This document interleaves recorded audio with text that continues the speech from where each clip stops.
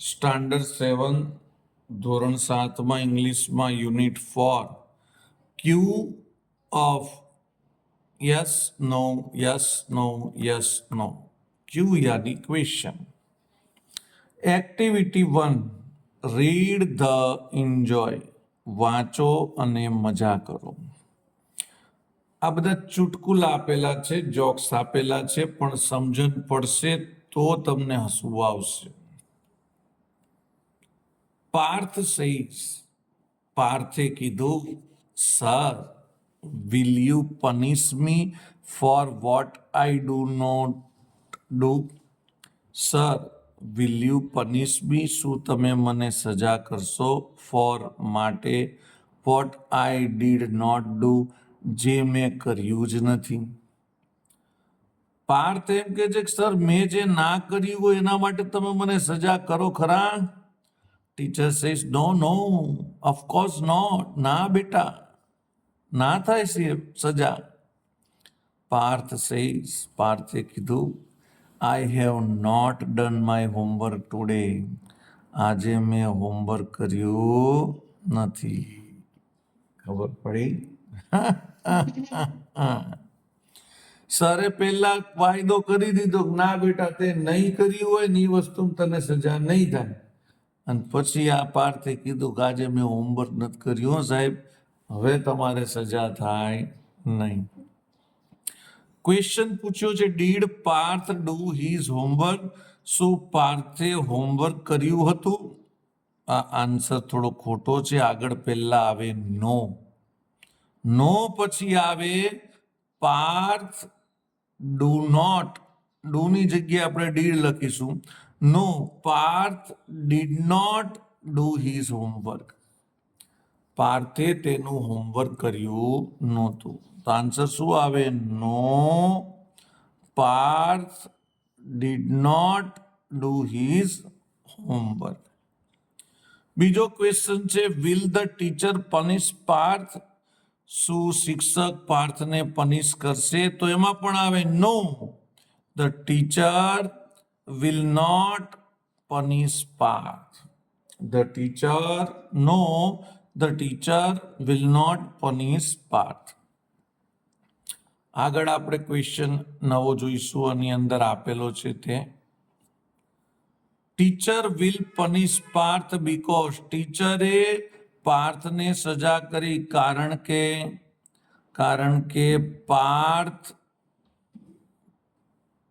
Parth have not done his homework.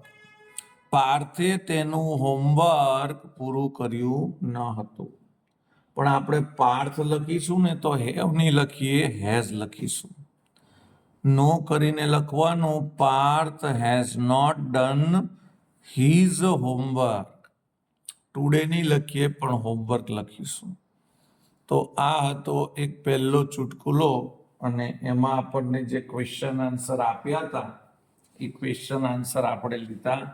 હવે આપણે લઈશું સેકન્ડ નંબરના ક્વેશ્ચન આન્સર. હવે આપણે લેવાનું છે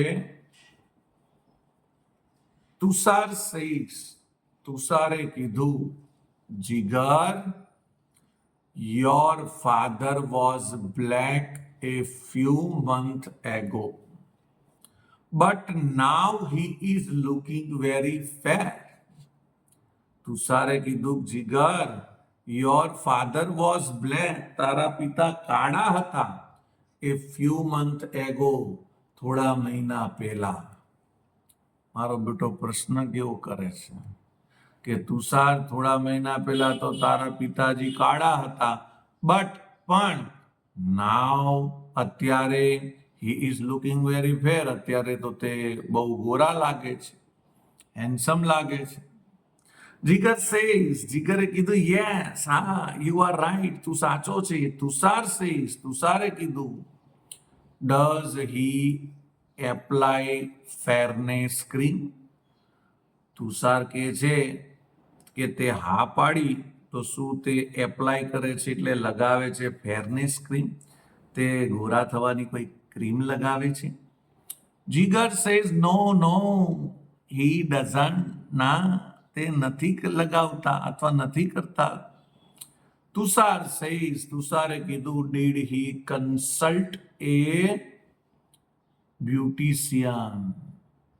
તુષાર કે હા, તો તે કોઈ બ્યુટિશિયનની પાસે જતા હશે અથવા એની સલાહ લેતા હશે. બ્યુટિશિયન એટલે જે તમને રૂપવાન કરે તેવા વ્યક્તિઓ.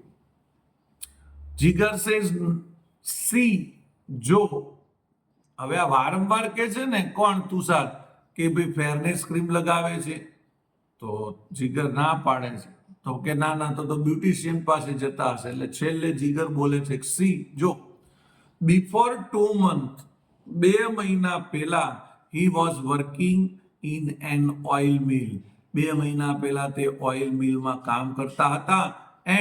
અને નાવ, હવે, he is working in a flour mill. અને હવે તે લોટ બનાવવાની મિલમાં કામ કરે છે. ખબર પડી તમને? ઓઇલ મિલમાં કામ કરતા હતા એટલે મોઢે બધું ઓઇલ ચોટતું, એટલે કાળા કાળા લાગતા. અને હવે ફ્લોર મિલમાં કામ કરે છે, મોઢે નકરો લોટ ચોટે છે, તો હવે ધોળા લાગે છે. એવું અહીંયા કે છે. હવે આપણે આગળ લઈશું, ક્વેશ્ચન લઈશું, ક્વેશ્ચન આન્સર. હવે એના આપણે ક્વેશ્ચન આન્સર જોઈશું કે did Jigar's father apply a face cream. શું જીગરના પિતાજી ફેસ ક્રીમ એપ્લાય કરે છે? તો આપણે લખવાનું no, Jigar's father did not apply a face cream. આ નો વાળા આન્સર તો બહુ ઈઝી છે. આ છોકરાઓ શું ખોટું લખ્યું કઈ ખબર નથી પડતી. પહેલા લખવાનું no, Jigar's father did not apply a face cream. બીજો ક્વેશ્ચન છે, did Jigar's father consult a beautician? શું જીગરના પિતા બ્યુટિશિયન પાસે જતા હતા? No, Jigar's father did not consult a beautician. પહેલા શું લખવાનું? નો, પછી લખવાનું Jigar's father did not consult a beautician. હવે લખ્યું છે did Jigar's father work in a coal mine. અહીંયા માઇન લખ્યું છે, આ લોકોની ભૂલ છે, મિલ આવે. શું જીગરના ફાધર કોલ મિલમાં કામ કરતા હતા? તો આપણે લખવાનું no, Jigar's father did not work in a coal mill. એ તો બે જ મિલમાં કામ કરતા હતા. પહેલા ઓઇલ મિલમાં કરતા હતા અને પછી કરતા હતા એ ફ્લોર મિલમાં. હવે એક આગળ લઈશું, બીજો ચુટકુલો. ટીચર સેઝ, ટીચરે કીધું, why are you late today? શા માટે આજે મોડો પડ્યો? ચિંટુ સેઝ, ચિંટુએ કીધું, sir, I got up a bit late today. Sir, હું આજે મોડો ઉઠ્યો હતો. I was in hurry. મેં ઉતાવળ કરી હતી. હું ઉતાવળમાં હતો. I pressed the toothpaste very hard. મારી ટૂથપેસ્ટ બહુ જ કઠણ હતી. મેં પ્રેસ કરી and the whole paste came out. અને બધી જ પેસ્ટ બહાર નીકળી ગઈ. મજા આવશે. સર, હું આજે મોડો ઉઠ્યો હતો.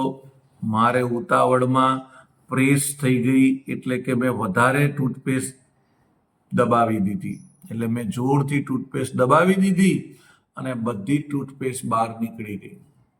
આઈ ટ્રાઈડ, મેં પ્રયત્ન કર્યો, વેરી હાર્ડ, ખૂબ જ, two put paste back into the tube. મેં વધારાની બધી જ ટ્યુબને પેસ્ટમાં નાખવાનો પ્રયત્ન કર્યો, ખૂબ જ પ્રયત્ન કર્યો. I tried for more than an hour. અને મેં 1 કલાકથી પણ વધારે તે પ્રયત્ન કર્યો હતો. પણ આઈ ફેલ, પણ હું એમાં સફળ થયો નહીં. ધેન પછી આઈ સ્ટાર્ટેડ ફોર સ્કૂલ, અને પછી હું સ્કૂલ આવ્યો. સો તેથી આઈ રીચડ લેટ, તેથી મને પહોંચવામાં મોડું થયું. રીચડ એટલે પહોંચવું. કેવું બહાનું કાઢ્યું બોલો કે સર હું મોડો ઉઠ્યો અને પછી ઉતાવળમાં પેસ્ટ વધારે દબાઈ ગઈ, બધી બહાર નીકળી ગઈ, પછી વધારાની પેસ્ટ પાછી પેસ્ટમાં નાખવા ગયો તો એ પ્રયત્ન કરવામાં મારે કલાક નીકળી ગયો, પણ સાહેબ હું સફળ ના થયો હોય. એમાં કોણ સફળ થાય? અને પછી હું તો દોડ્યો સ્કૂલે આવવા માટે, પણ મને પહોંચવામાં મોડું થઈ ગયું.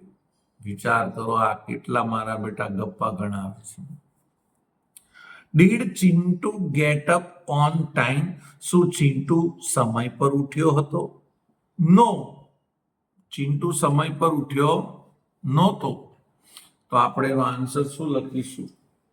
આપણે આન્સર લખીશું અહીંયા નો, પછી લખવાનું ચિંટુ, પછી આવે did not get up on time. પછી અહીંયા લખ્યું છે did Chintu put the paste back into the tube? Did he succeeded? શું ચિંટુએ પેસ્ટને પાછળ ટ્યુબમાં નાખી? ના, નો. આમાં નો વાળા જ બધા આન્સર આવે છે. જો નો, ચિંટુ ડીડ નોટ, અથવા તો ડીડન્ટ પણ લખી શકો, put paste back into the tube. પછી કે છે ડીડ હી સક્સેસ્ડ? તો આપણે લખવાનું હી ડીડ નોટ સક્સેડ. તે એમાં સક્સેસ ગયો નહોતો. ગયો તો? No. Did Chintu reach the school on time? શું ચિંટુ સ્કૂલે સમયસર પહોંચ્યો તો? તેમાં પણ આવશે નો. નો, Chintu did not reach the school on time. Chintu સમય પર સ્કૂલે પહોંચ્યો નહોતો. હવે આપણે એક નવો પેરેગ્રાફ લઈશું. એમાં શું કહે છે એ આપણે જોઈશું. ખૂબ જ સરસ પેરેગ્રાફ છે આ.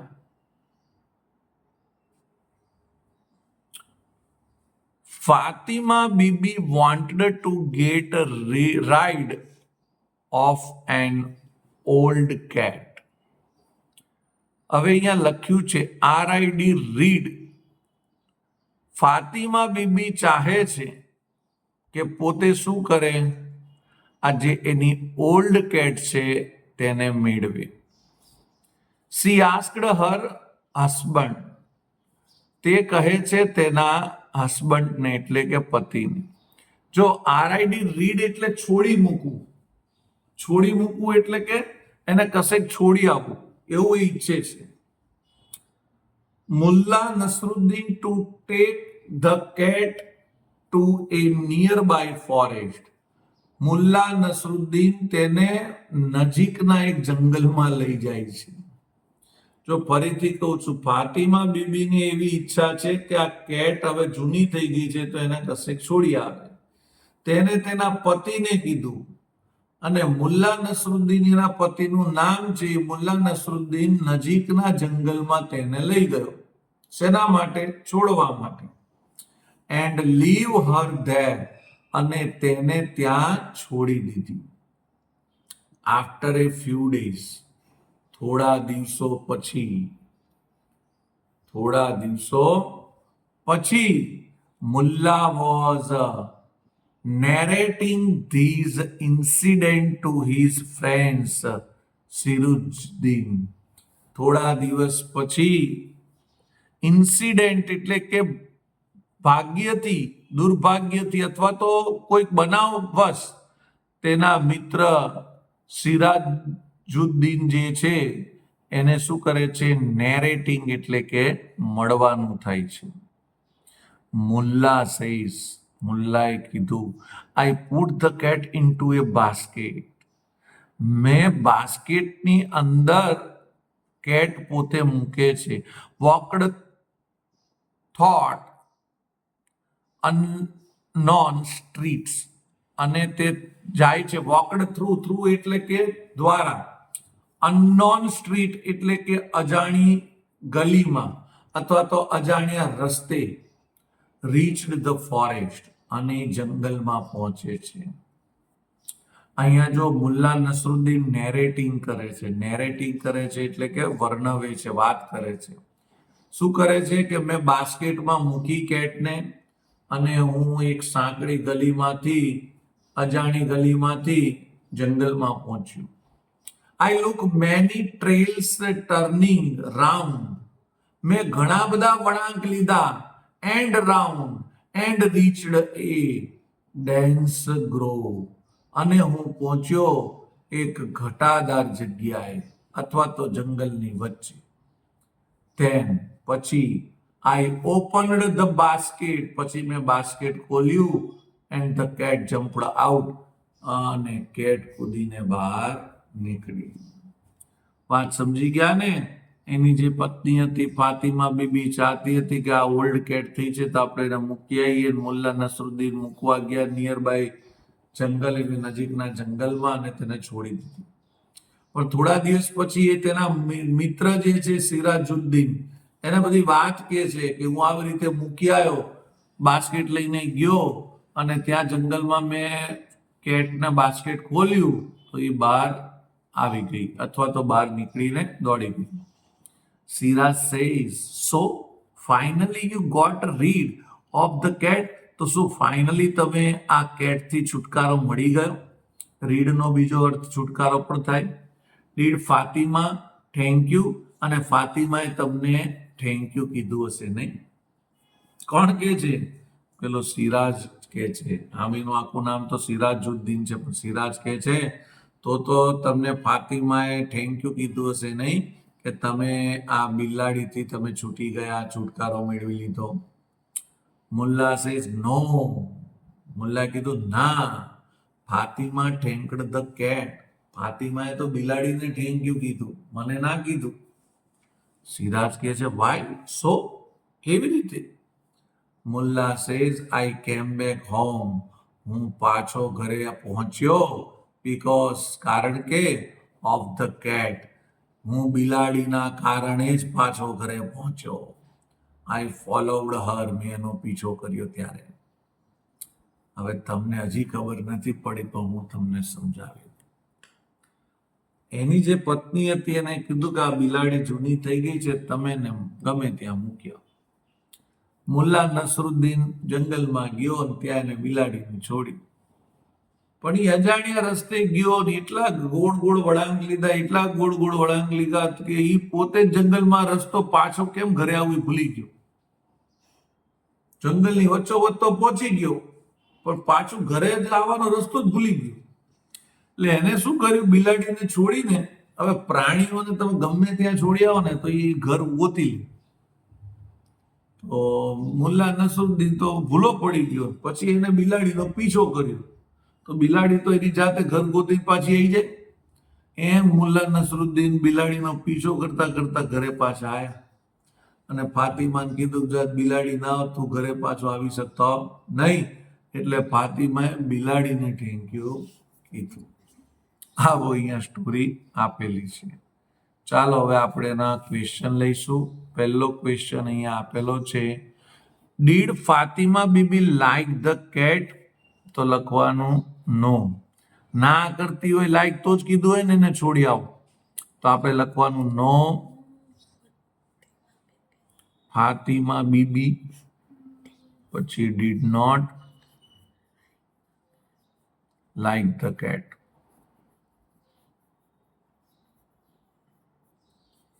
Did Mullah get rid of the cat? શું મુલ્લાએ કેટને છોડી આવ્યો તો? છોડ્યા તો કે નહીં? તો છોડ્યા તો નહીં. યસ. હવે ડીડ છે એટલે ગેટનું ગોટ થઈ જશે. Got rid of the cat. હવે નવો ક્વેશ્ચન છે, did Mullah forget the way to his home? શું મુલ્લા ઘર તરફનો રસ્તો ભૂલી ગયો હતો? યસ. મુલ્લા લો પહેલું યસમાં આન્સર આયા બી. ફોરગેટ નું ડીડ નીકળી જાય એટલે ફોરગોટ થઈ જશે. Mulla forgot the way to his home. Two his home.